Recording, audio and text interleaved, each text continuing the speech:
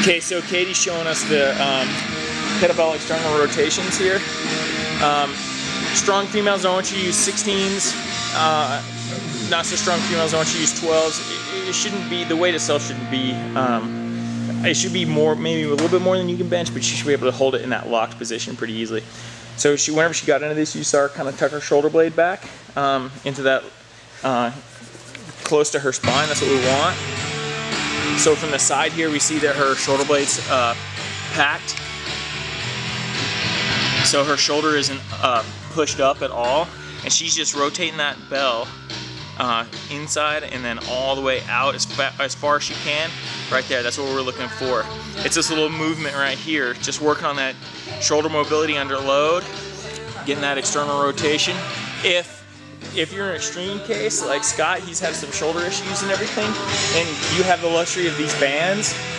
We've got just a Rogue band there that he's using to pull his shoulder out away from how he's rotating it. Then you can use those bands. It's not required, but that's a if you have like real tight shoulders, you can use these bands. You don't need a Rogue band either. We just have some cheap, you know, whatever big rubber bands here.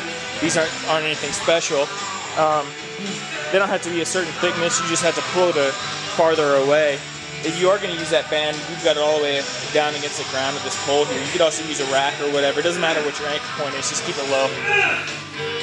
Next, we're doing the Spider-Man stretch here. You see how Tracy stepped way out, and then she twists her body away. So it's a big stretch out, and then she's going to bring her body away from her hips, kind of hold it there, and then switch, take another big step forward, just like that. Just like that. You can keep your hands on the ground, you can kind of stand up. So Tracy, I want you to keep your hands on the ground as you step forward again. You see what I mean? Yep, just like that. Yep, good. That gives you a little bit of stretch too whenever you do it like that, okay? So that's Spider-Man stretch. Okay. In the second week, working pod squats still at 30%. Still working with the 2x4 underneath your heels. Scott here's really coming along. As he goes down, he's pushing his knees out, getting a nice external rotation through the hips. He's pulling his butt in towards his heels, chest nice and high. Real good squat position right there. And then just coming up without any bounce. We're adding a new stretch here, just calling it the banded scap stretch. So if you have bands, we've got them hooked up to the just the top of our racks here. Jake, go ahead and show the start position there. Go ahead and switch hands real quick. So as he comes in here, he puts a band on the back of his wrist, and then he's gonna lace those 2 fingers through there, just like you see. And now he's gonna step out, let the tension of the band pull his elbow back, and then he's gonna use his hand just like a weight.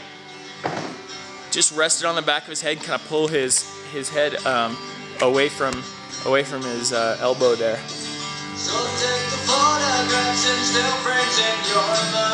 So this is the external rotation. We're just we got these from Kelly Starrett. I'm sure you've heard of him, Mobility WOD.